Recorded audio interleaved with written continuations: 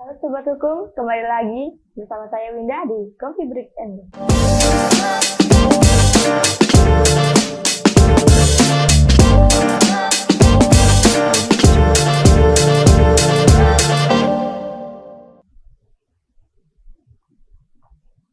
Ya, kita perkenalan dulu ya dengan narasumber kita hari ini dengan Bapak siapa?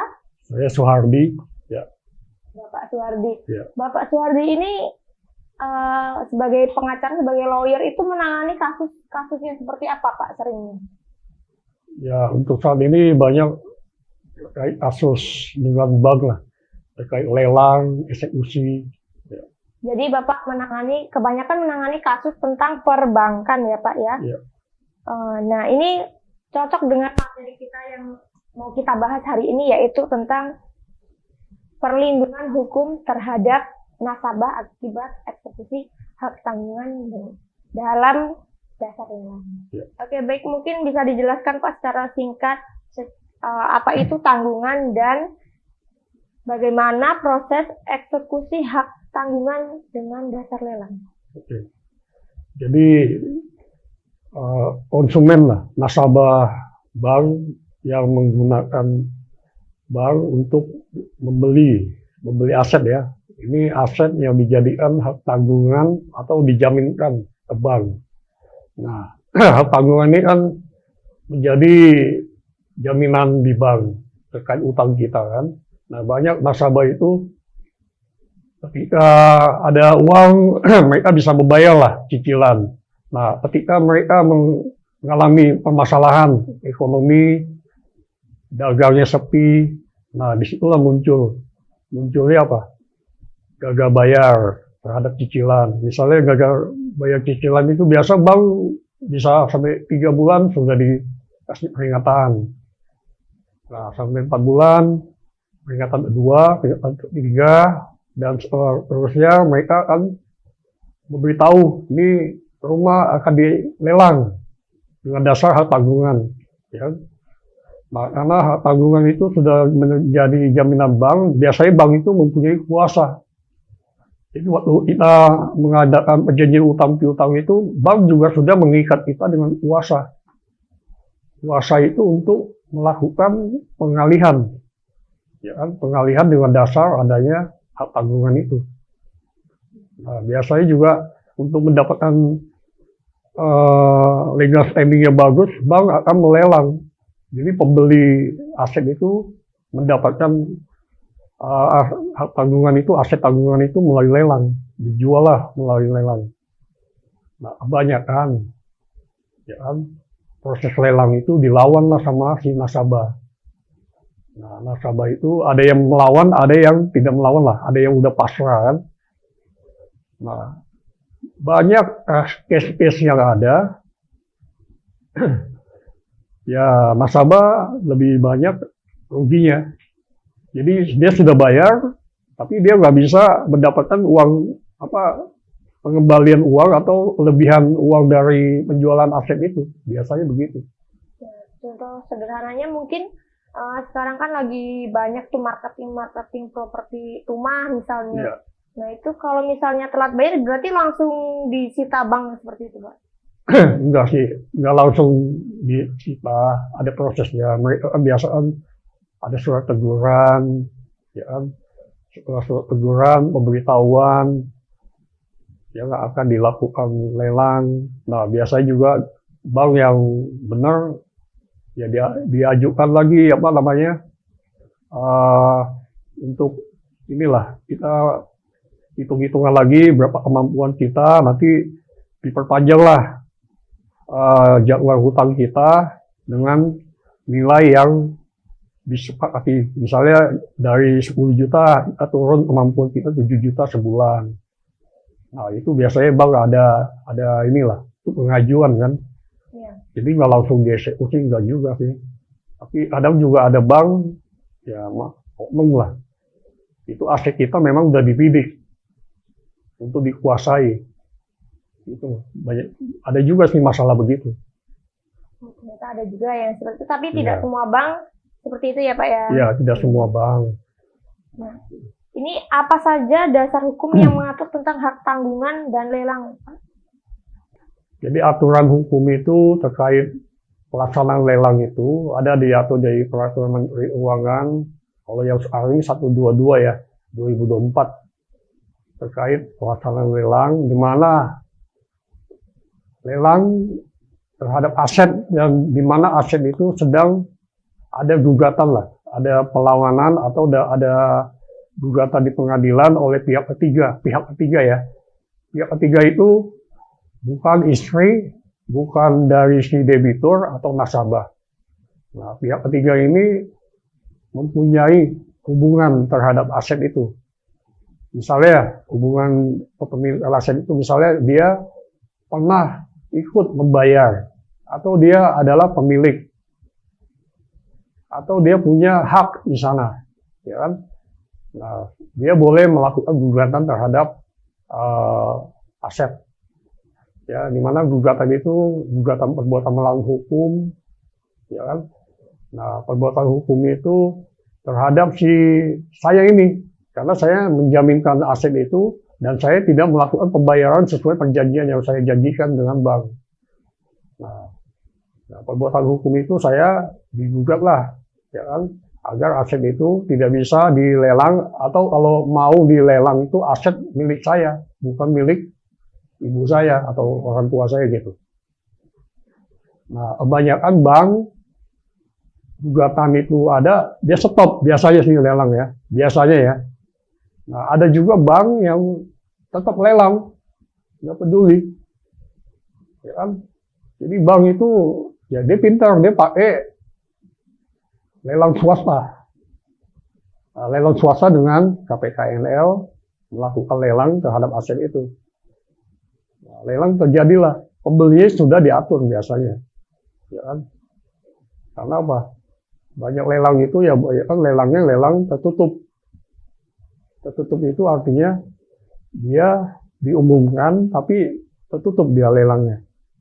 Diumumkan tapi tertutup.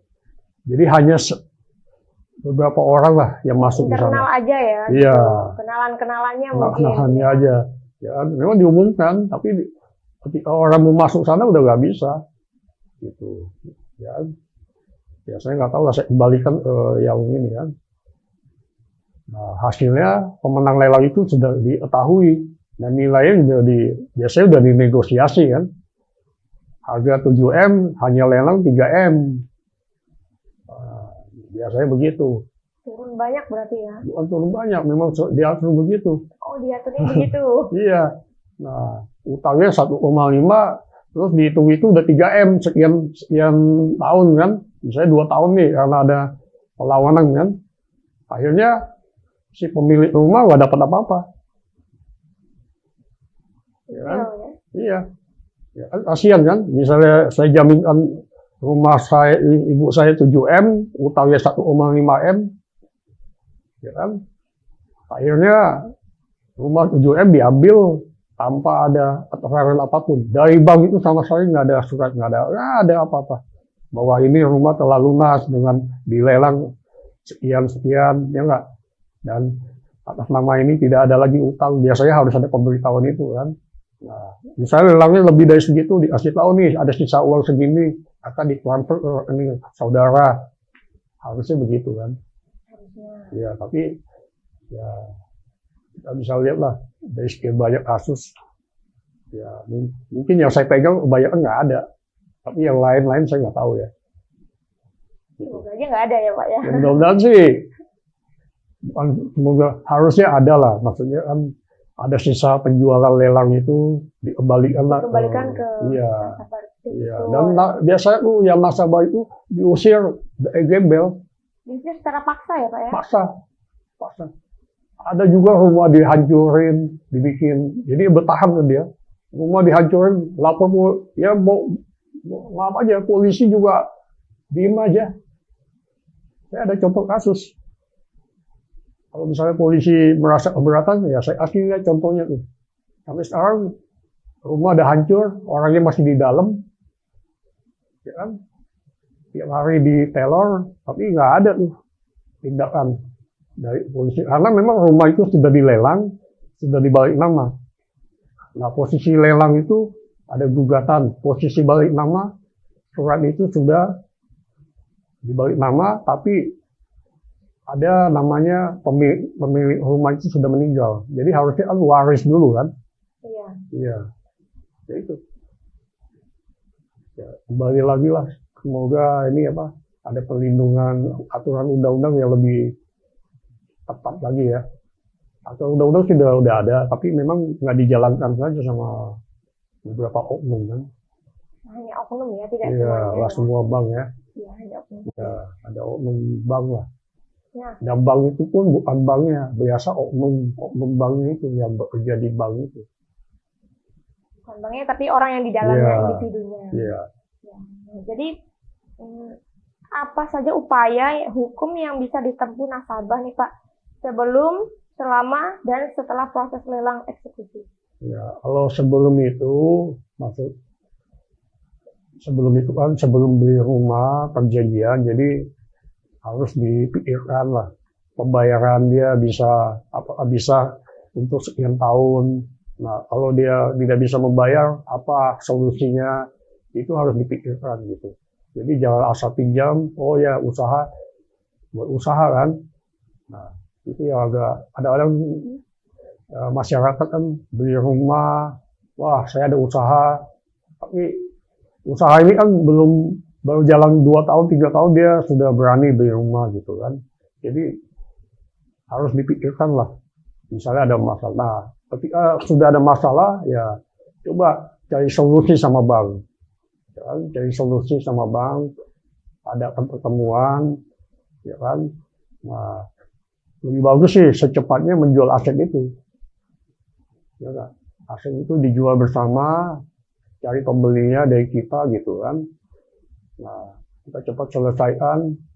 Nah, utang itu diminta supaya tidak berbunga lagi kan. Mau dilunaskan, kita minta waktu sekian lama. Biasanya bank kasih 3 bulan kan. Ada bank yang kasih sebulan. Nah, secepatnya kita cari pembelinya gitu. Atau cari solusi lain. Nah, kalau sudah kejadian, ya memang dengan gugatan, ada juga laporan polisi juga, tapi kebanyakan itu sia-sia aja. Ya memang ketika baru sudah ada negosiasi ya, secepatnya diambil kesempatan itu. Jadi harus segera diambil ya. Iya, kalau kita nggak ambil, ketika bank sudah tidak lihat ke belakang lagi ya siap dieksekusi.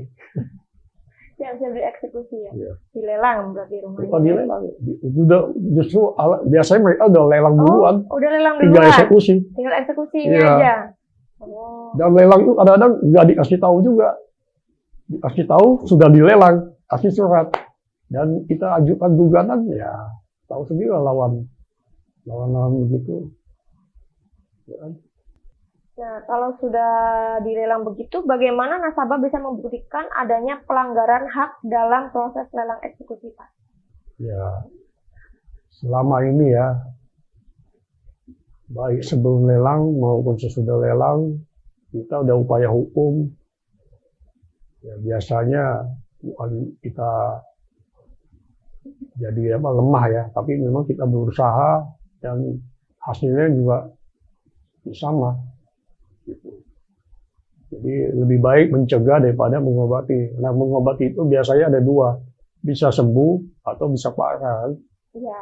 Nah, biasanya penyakit ini bukan bisa sembuh, biasanya parah. Gitu.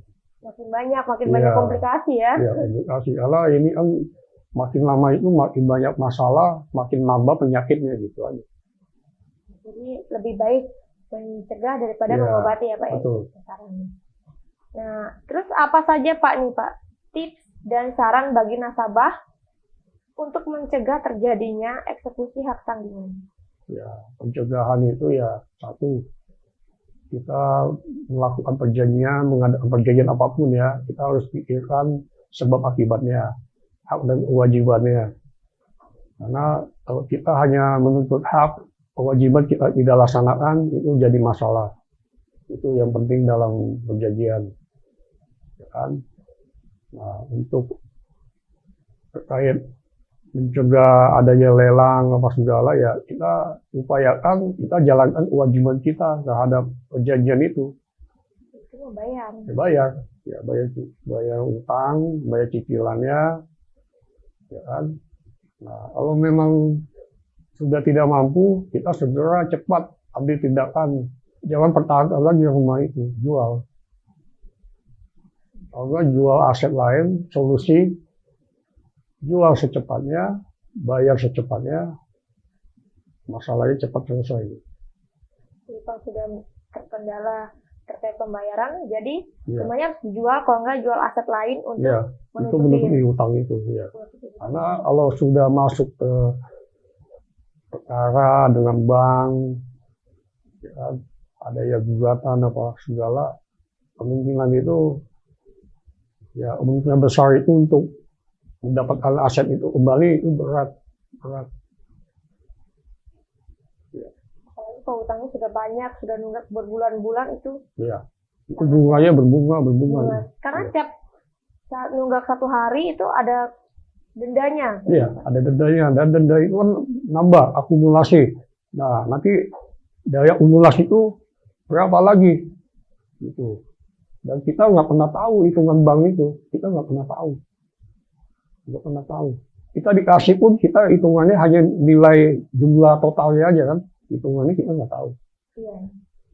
Ya, mungkin nih Pak, pesan Bapak untuk generasi muda sekarang nih Pak. Generasi muda sekarang ini pengennya instan, apa-apa cepat gitu. Apalagi di tengah gempuran sekarang ini banyak sekali marketing rumah, marketing properti menawarkan dengan cicilan sekian gitu. Jadi anak muda itu terlalu terburu-buru untuk membeli aset tersebut. Ya. Nah, itu gimana Pak? Ya, jadi untuk anak muda memang bagus kita ada keinginan atau cita-cita lah mempunyai rumah sendiri kan. Tapi kita harus lihat kemampuan kita juga. Kemampuan itu dalam arti kemampuan kita untuk membayar. Membuat janji itu gampang. Ya, saya sama kita pacaran lah, saya janji ini. Tapi kan setelah menikah itu janji itu bisa ditepati, kita nggak tahu kan. Iya. Nah itulah yang anak-anak muda sekarang ini instan karena zamannya zaman instan juga kan, semua serba instan. Betul. Ya kan, handphone, telepon semua udah ada, mie instan, makanan instan semua. Jadi kita ikutin, tapi kita bagaimana menjaganya instan itu berguna gitu. Kita manfaatkan instan itu lebih tepat sama penggunaannya gitu. Kita makan instan karena kita mau buru-buru lah, kita beli instan kan. Tetap kalau kita mau makan santai ya masak. Iya. Ya, ada waktu kan. Jadi ya kita harus inilah lebih bijaksana lah. Anak-anak muda sekarang berani ya bagus, cepat ambil putusan, tapi bijaksananya belum ada. Ya, bijaknya itu dia sanggup bayar nggak? Ya, sanggup nggak tepati janji itu kan? Iya. Itu belum nyampe di situ. Iya. Karena kan yang penting punya dulu masalah. Ya, yang selanjutnya mereka pasti pikirnya belakangan dulu gitu. Ya, dia kan mau show dulu kan, mereka mau show bahwa dia mampu. Silahkan, boleh, tapi lihat kita mesti hitung-hitungan dulu juga kan. Misalnya uang kita ajak kontrak 3 tahun ya, 3 tahun itu kita pergunakan. Setelah 3 tahun itu gimana kontrak kita bisa diperpanjang apa enggak? Nah, bisa bayar nggak? Nah, itu harus dipikirkan. Ya. Harus dipikirkan ke depannya ya, Kedepannya, Pak. Lebih panjang ya, lebih karena panjang. saya lihat anak-anak muda sekarang ini berpikirnya jangka pendek, nggak Betul. jangka panjangnya gitu. Ya, semua Jadi simple. seperti yang Pak Suhardi bilang tadi, lebih baik mencegah daripada mengobati. Seperti ya, Pak. Baik, terima kasih untuk Pak Suhardi sudah meluangkan waktunya untuk sharing dengan kita semua Sobat Hukum. Ya, kita tutup acara pada hari ini. Mari Pak, kita ngopi dulu. Iya.